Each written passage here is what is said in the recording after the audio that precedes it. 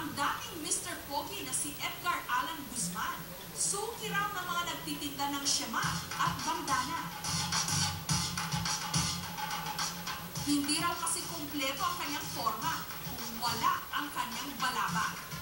Kapag suot niya raw kasi ang mga ito, pakiramdam niya, kamukha niya sina Chris Brown at Justin Timberlake.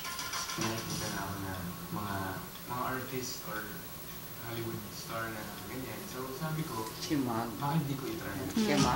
Shema. Shema. Ito raw na pagtinginan siya ng mga tao dahil hindi nga bagay sa klima ng Pilipinas ang kanyang suot. Dagdag pogi points Oh, hindi ko na nakita. pero ang paggamit ng syema, Shemar. ang forma, Shema.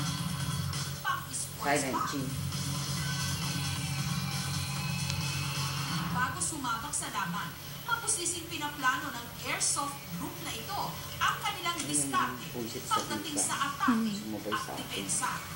Ang kanilang strategy para maprotektahan ang kanilang mga mukha at leeg, ang pagsusuot ng syema. Shema. Silent H. Sama lang siya sa ganun. Forma, accessories na rin siya. Tapos, pang-cover din sa dust. Yun, tapos Ino-order pa raw nila ang mga ito sa China. Bawat piraso nagkakahalaga ng 250 pesos. Kung tutuusin, hindi naman bagong konsepto ang pagsusuot at pag-iistilo ng mga balaban sa ating leeg. Noon pa man, Ayun na! Ang tagal! Ba't ang tagal? ang tindahang ito, 7 Yan yun. Diyan kami nag-ano. dito sa Pilipinas. Ang social! Social! Nasa TV ka na. Shades pa ako dun. Binigyan ako ng producer eh. Jamie, tingnan mo si Aileen, oh. Natawa naman ako dun. Si Ma'am Helen. Ay, si Tin. Maganda si Tin. Maganda talaga si Tin. Maganda si Tin.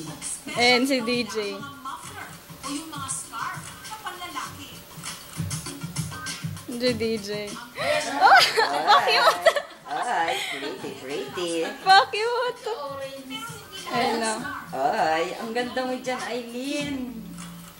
Ang kulit kasi namin. Paglalaro lang kami dun eh. Sa operasyon si Girlie, Saan mo yung Sa Serendra. Sa The Fort. Oo. kung kaya naghanap siya ng paraan upang maitago ito.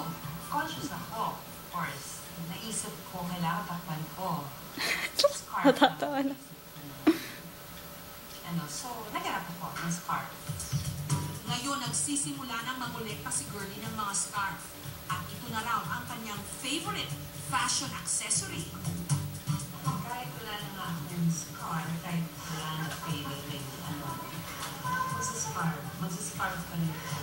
For life. Katulad ni Girlie, isang operasyon din ang pinagdaanan ni Aling Margarita, 54 years old. Hanggang ngayon kasi, sariwa pa rin daw ang sugat na nilikha nito.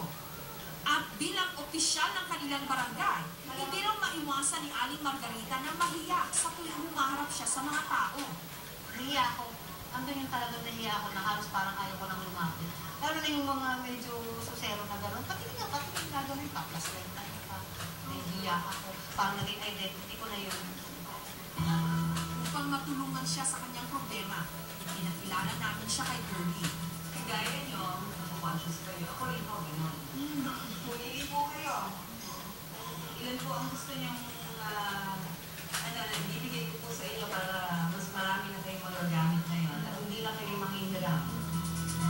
Ibinahagi pa ni Girlie ang ilan sa kanyang mga scarf. Telegenic ka pala. Natatawa naman ako dun. Sige po.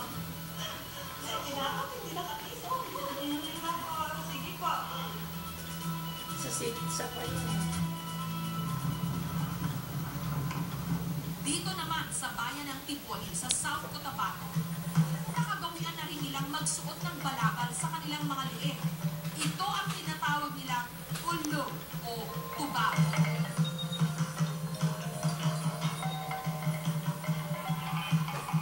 Ang kanilang mga tubao, mababalot daw makukulay na kwento. So yung mga gumagamit lamang ay yung mga Ang ganda ng shades ko dun. na may mga antas sa pamumuhay. Pero sa pagdaan ng panahon, kasi nawawala na rin yung sistema na binibili ang mga tao, lahat na po ng mga tiboli ay gumagamit. Mano-manong dinahati Sabi ang mga ni Pete, sinulit yung gamit four ang sila. tradisyonal na makina. Ang tawag ay Guno Mowol.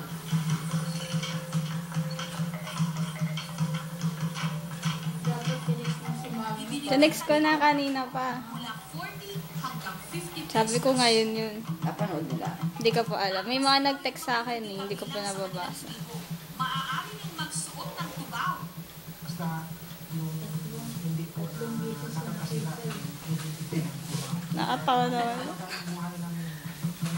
buhay ng Ayun si Austin. Uso sa ibang bansa, madalas agad Si Tin. pagdating na uuso Ay na naman! Tama na! Tama na! Ngunit hindi naman puro hiram ang Tama na. na konsepto sa atin. Ang iba nga rito, matagal na palang Oo, si Tweet, napanood niya. Hiram man o hindi, ang higit Si na Tweet mahalaga nanonood. kung paano ito nakakatulong para mas malaya natin